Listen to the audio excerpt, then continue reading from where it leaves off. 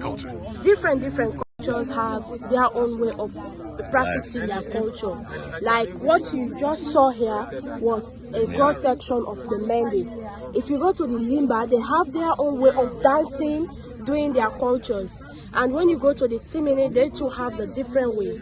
You understand? So the Fula too have their own, but the dance is different.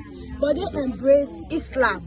So the majority of them are Christian. I'm sorry, are Muslim. 99.9% of them are Muslim. So and then which is the Fula? Yeah, so they practice. The Timini, let's say 98% of them are also Islam. No, Sierra Leone as a whole wide has the largest population of Islam. Most of them are Christians and they are Roman Catholics. So you can see the Mende as the largest tribe. They believe in education more. Why the Timini believe in business? They travel a lot. They are every part in this country. Them and the Fula. Yeah, they believe in. So the Timini and the Fula are business people. They are business people. They are traders. And the Mende are educated. More educated people. More educated. They like speak in English and mixing it with their Mende. You see the oldest man. Don't try him. He can speak very well. Oh, the oldest man in the tribe. In Mende. That is the chief. Just go and try him. and I can have a conversation with him. We'll be speaking the Mende and adding the English. So they speak. So Mende focus more on education. Just to show you that they are educated. That sounds like some people in America. Really, they are friendly. All the tribes are friendly. But please, they don't joke with their women. No, this country people don't joke with their women. So what do? They find any way to harm you not physically, but not spiritually. They will summon you here, like you go and report to the police. They don't report to police, they summon you to choose. Maybe somebody will summon you with a money that you cannot even be able to pay. Then you run away. That's why most young people in this town, in our towns, they have run away. They are in the big town riding Okadas because of some tamper with wives of they tamper with the wives. Tamper with them. So they go and summons them, report them to the chief, the authorities. They find them. This fine, sometimes they cannot pay.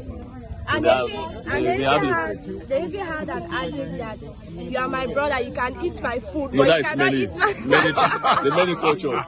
Like for instance, if I'm married to this lady, if I've gone, if I've died, if I'm diseased, and my brother can marry that too. But when they are alive, they will always hands off. Yeah, hands off. That is my elder brother's wife. So now, but don't some of them have like 4 wives? Yeah. Some people have 20 wives. Like the current president we are having. His father, they are in 33 numbers. The current president, the children. Is a 32, I think. 32 children. 33 child. They are 33 in numbers. His father is a paramount chief. And when you are a chief, you have so many wives. When you're a chief, you are liable to have so many wives. That's a lot going on. That's a lot. So that is the culture. Some of us, that's the culture. That we are frowning at. So have all the children because you have a lot of children. Any woman you see, if you want that woman, you are liable to have her. So and that's in all of the tribes. All of the tribes. Timini, Fula, they have that tribe. And they don't like fornication. Also, that's why they get married. Yes, that's why they get married to so many wives, so they can't embark on fornication. So they don't have fornication. But the Mendes that are Christians, more Roman Catholics, they marry just one. Okay, I've noticed that when it comes any Christian, any Christian marry one. Because that's the teaching. The teaching the doctrine teaches them that. But in Islam, it's like yeah, right. I said the Quran told you to marry as much as you could to be able to multiply and keep having children. Yeah. This is a fascinating conversation. Yeah, they can even have children. Most of the time, they don't even know their children. They just get bad. Sometimes they marry this lady and these young boys. And just adjust them for them. And they'll marry so many wives, but they can't even cater for them. They can't even feed them. Then the wives will come and feed this is a straight interesting part.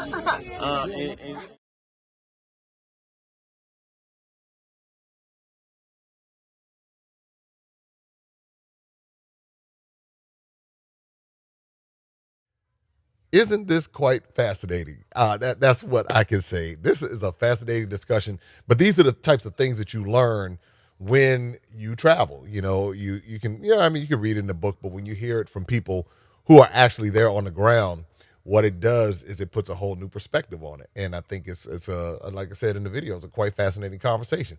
Let's keep it going. More especially men, when they marry the woman, they expect the woman to feed them. Feed the husband. The woman will go to the garden. But if you have 20 of them, he should be good. Yeah, He the has woman 20 will go wives. to He the should be farm. They will do the hard work. The woman will do the hard work to feed it. These of our relatives, they just see in those days, but now it's just wiping out. If you want to feed your husband, you bow. When after your husband finish eating, say thank you. You do everything. Even when you are praying, Even give birth. Right. Even when you are praying, your husband calls you. You have to leave that prayer and come go there. to your husband. The husband is like a So dog. how do I guess the ladies are okay with that? Are they? Because It's the there is no culture. option. It's the There is culture. no option. It's the culture. But education is wiping that old type of tradition. So as for us who are educated, when the men say A, we say Z. So that means Like a lady like this will not take that. yes, Right, I was without Because she's controversial. educated.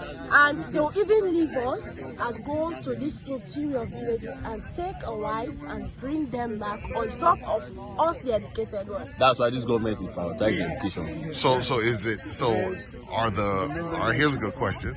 So are many of, I guess, your peers getting married? Yes, So they are. Yeah, when you are And he only has one. yes. and But it's a tough one.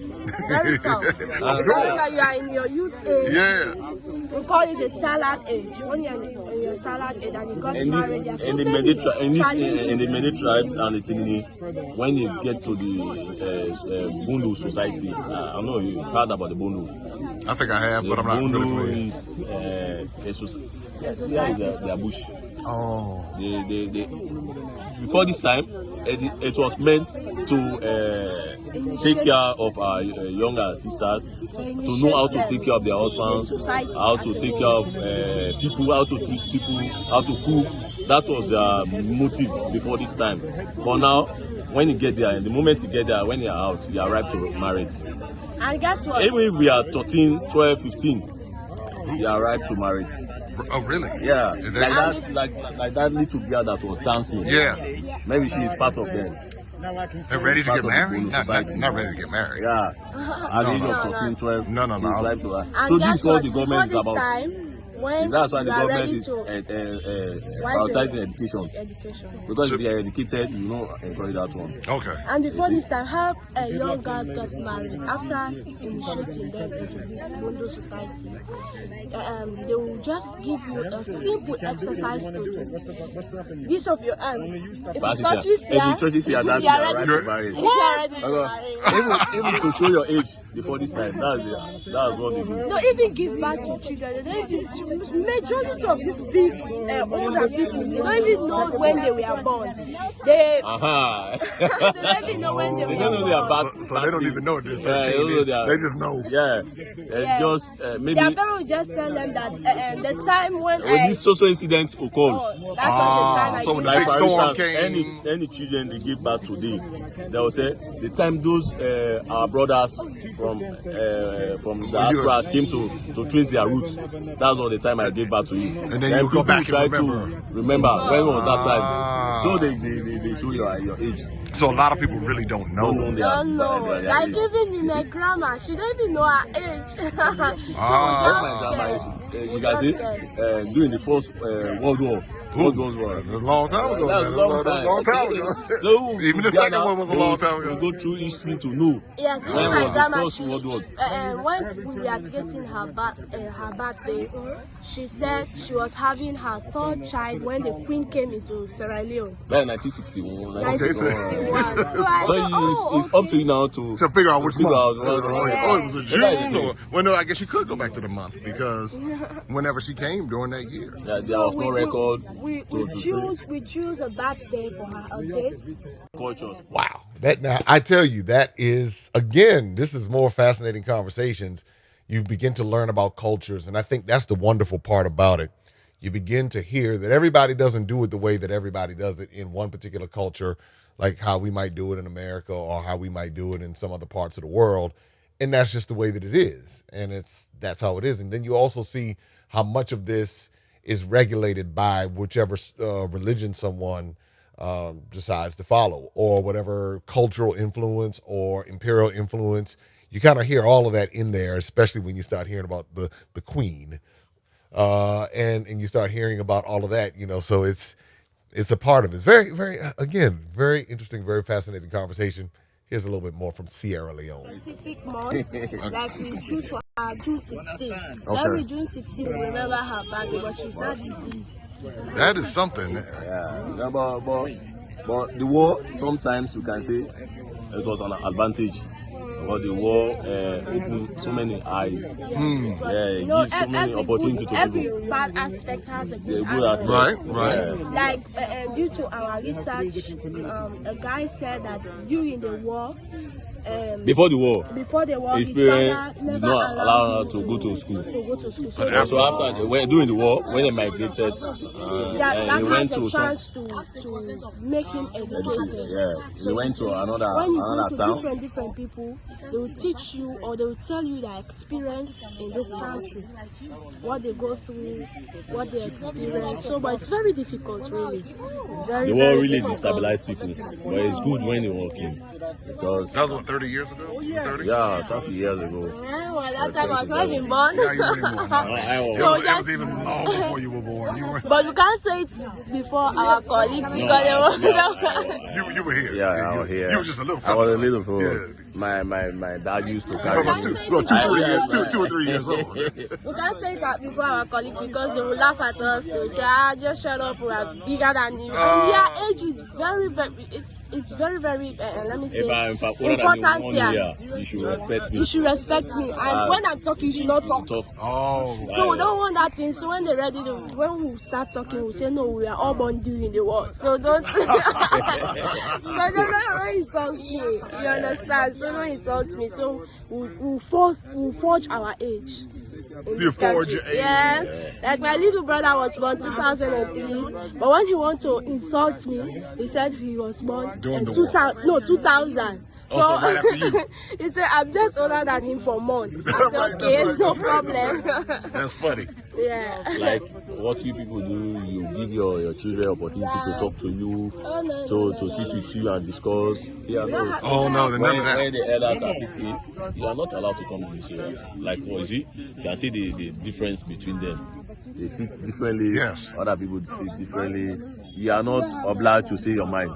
When you're even greeting elders, you have to bow. No, that is African tradition. You should respect the elders. That is sign of respect. Elders, you don't eat meat or fish. You don't. Yeah, you don't shake hands. No. You shake hands. How are you? You bow. How is how? Yeah. That's a sign of Monday. respect. That's all the traditions. When they call you, you should not answer yes, no, yes, ma, yes, sir. Like you call me Christian, say yes, no, that is rude way of answering. Say yes, sir. What slap for that? Or they give you a slap for that one. No, And they treat their children with eyes. The way I look at you, that means you should leave that place. I communicate with you through my eyes. Look. Yeah. If my father is here, if my father no, they just watch at you. If my father is here, you know what to do. Yes. If my father is here, he don't want me to be here.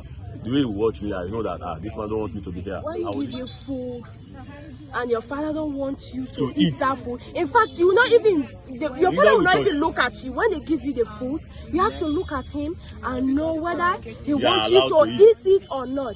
So if he wants you say, I'm feeling, even if you're hungry. Unknown to the people. Nobody will understand that your father is communicating to you. You'll just look over. He'll just look at you. Then you know exactly what that man means. And when you destroy some of their properties at home, like you break a plate or something, the cups. Oh no, they will gym you while beating you. But it sounds familiar. When we were young, that's how a lot of that was in America. This human rights, it's not practice here. Oh no, but when we were younger, it was no. You had to deal when with. your mother wants to slap you. Oh yeah, you got all that. Better now. Palm, Compared to when the war was. before the war. It's somehow better now. Now you don't beat children like that. Okay, now because it's different you now. don't beat in school like that. Before this time, they used to beat us mercilessly. Oh. All the thing here is cane. Well, we used to have the paddles. When we were in school, we would get paddles. They called it corporal punishment. We don't have money. Pow. No, the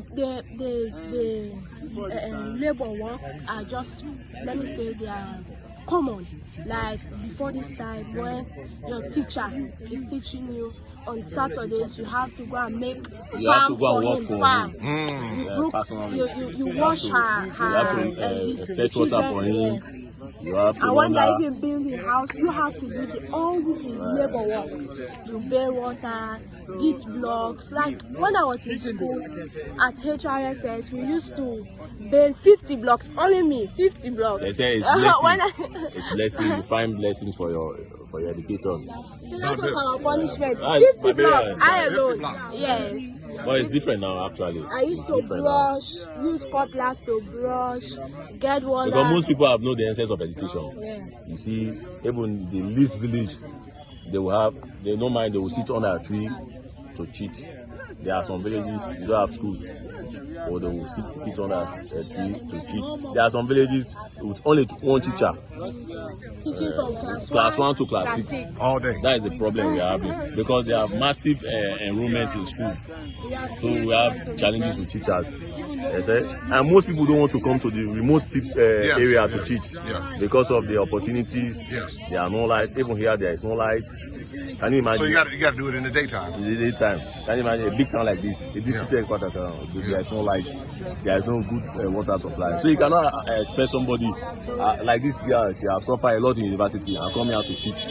Right. You see, so that's the problem. The challenge is our expectation in Sierra Leone here. When your parents have spent a lot for you, you have entered university. After you have just finished your university, she has no time for you, and she will be expecting from you now, whether you have a job or not. That is the problem also. To feed them. In Africa, more especially in our country, really we are like a bank to our relatives. After you finish your education, they expect you to take care of them. That's why poverty is here, because you have to create your own family, you have to take care of your own family. At the same time, you have to take care of your extended families, your grandmother, your father. So can you imagine if they are paying you less than $100? You have to spend on yourself, your children, and also spending on your relatives. And you can't find it difficult. Maybe one bag rice, let me say, if you guys are 20 or 15 at your house, one bag rice, you use it for 1 month. You'll be eating 5 cups per day. That's why when some people have opportunity to go to the first world country, they will not come again. Right. They will think about this punishment. When you are there, it's up to you to talk to somebody. If you don't want to, don't talk to somebody, they will not see. But once you are here, their problem is your problem. And and that's what happens in places like America and the UK. They steal everything, make it hard, and then they lure everybody to come to them and say we have it better, but without realizing they've taken it from the place that has the real wealth. It's like this place has the wealth. We have natural resources. We have over 52 minerals in the country. Yeah, you got everything. And the people. It's not of any use to us. And the people. Yeah. Our soil is very fertile. You have so many minerals. I've never seen none of these resources with my own eye. I've set eyes on so many of them. Even this soil is very fertile.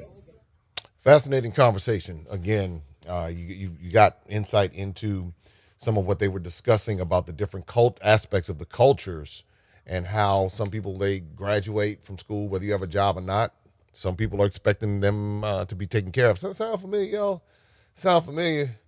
Like if you get a good job or whatever, and some folks are waiting back home for you. And this I'm talking about in the U.S. and places like that. They're waiting for you to come along and break them off a little something. Quite interesting. That common theme right there. But hey, I wanted to take you inside Sierra Leone and want to thank them for their contribution and being willing to talk to me. And we're going to be hearing more from that group again, because we're going to be doing more interviews. We're still in contact, and I told them I'd be doing something like this. So anyway, we're in the middle of 24 and 24. And even if you're watching this after the initial broadcast, you can click on the playlist and make sure that you check out the 24 videos that we dropped throughout the course of this 24 videos in 24 hours. Make sure you hit that subscribe button. Make sure you hit the notification bell and become a part of the Maximum Impact family right here. And if you continue to watch, I guarantee you're going to start to see variety, the diversity, the wealth, all those different things in the African diaspora and all that what we bring. Now, the other thing I want you to do is make sure you pick up these children's books, The Adventures of Darren and Destiny.